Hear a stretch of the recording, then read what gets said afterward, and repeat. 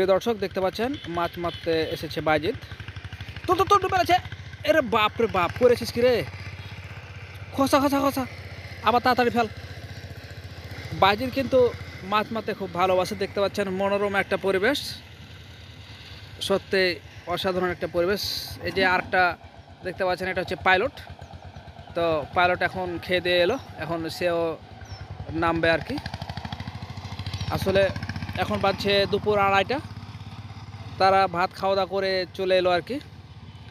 আর pilot তো মানে তরকারি হাতে নিয়ে চলে এসছে আর কি, খেতে খেতে, মানে আর খাওয়ারও সময় নেই, এরকম একটা অবস্থা।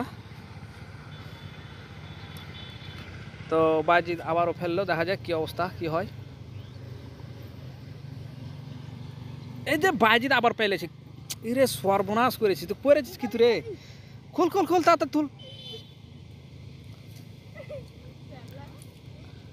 কঠিন একটা অবস্থা। বাইজিৎ আপনারা জানেন যে তার মাছ মারার রাশিটা খুব ভালো এবং খুব ভালো লাগে এরকম একটা পরিবেশে যখন বাইজিৎ মাছ পেতে থাকে।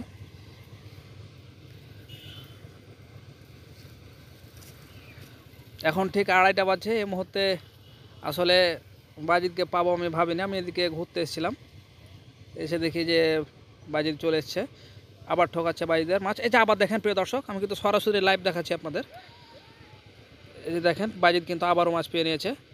আসলে কঠিন একটা দৃশ্য আমরা দেখতে পাচ্ছি। খুললাও খুললাও বাইজিৎ, তুমি আসলে খুব পারদর্শী, তার প্রমাণটা তুমি দিয়ে দিলে গো। তুমি আসলে পারদর্শী। সকালে মাহের ট্যাংরা পাছ হলো, বুঝতে পারছিস? ও সাইডের দিকে চার দে ট্যাংরা পাছ হলো।